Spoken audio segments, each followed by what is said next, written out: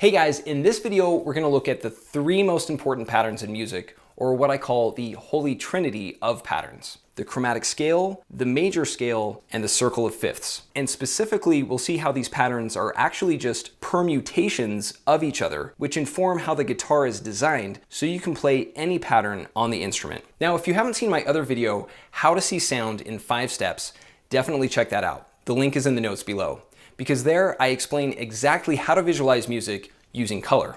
And my video, How to Colorize the Guitar Fretboard, then shows you how these patterns apply to the guitar. That link is also below.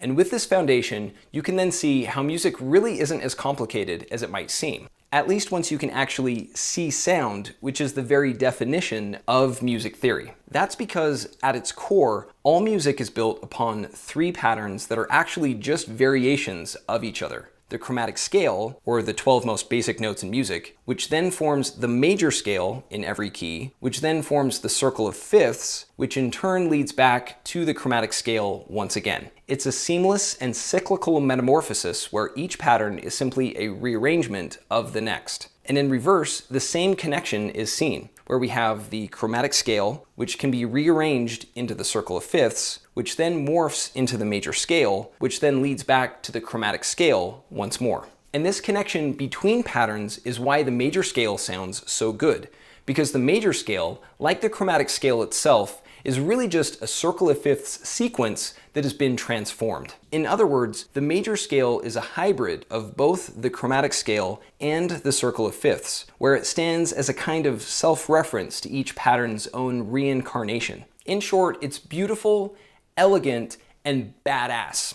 Like a fractal universe that folds back on itself, these 3 patterns form one unified whole of sight and sound that we might call the holy trinity of music.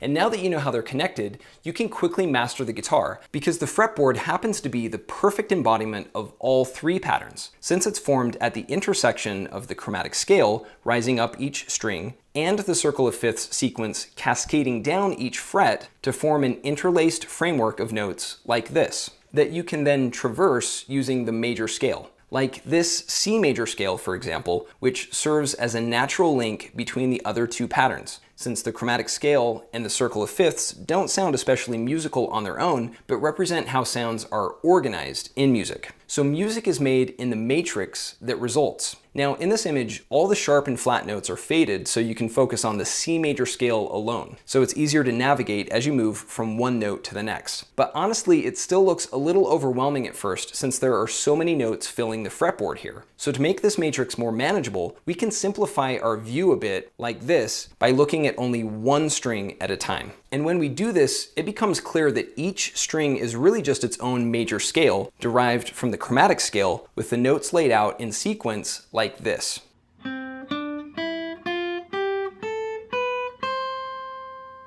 And it's the same with all the other strings too, as you can see when we add every C major scale again, with the only difference between them being where the notes happen to fall on the fretboard, based on how the strings are aligned with one another. Which explains why these notes look staggered, because the guitar wasn't designed with all the strings arranged in neat little rows like this, where the same notes are stacked in columns, but instead they're arranged in a more interesting way that's again influenced by the circle of fifths. To see what I mean, imagine the notes on each string are like colored beads, and that we can slide the strings left or right in relation to one another so that the beads align vertically in different ways. And of all the patterns that are possible when we do this, the best one appears when the beads/notes form a stack of fifths near the center of the scales, so the colors align from top to bottom. And this alignment clarifies why the notes are arranged as they are on the fretboard, because the whole pattern is the product of both the chromatic scale and the circle of fifths, which again form a perfectly interlaced pattern that again can be traversed via the major scale.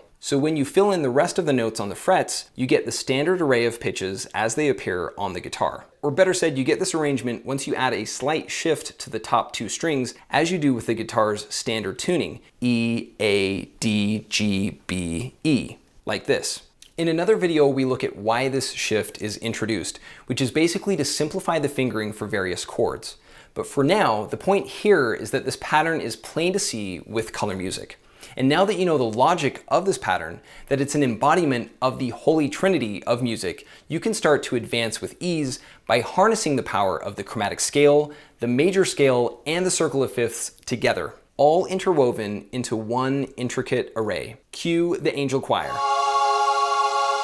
Seriously though, this is why the guitar is so cool, and by extension, why these colors are equally cool, because without them, it would be much harder to grasp what's going on here. I mean, if we used the standard letter names for notes to illustrate each pattern, with the chromatic scales rising up the strings, in a staggered array to form a circle of fifths sequence along each fret, with a slight shift at the top two strings, which all combine to form an arrangement that can be navigated using the major scale up and down the fretboard, it would be difficult to explain or understand at a glance. And it would be virtually impossible to imagine if we were simply staring at a blank fretboard, as most people do. So the colors really do give us some powerful insight and a huge advantage to really see what we're working with here. And really, this is only the beginning. So join me in the next video, the link is below, where we'll look at some of the other patterns that emerge from this matrix.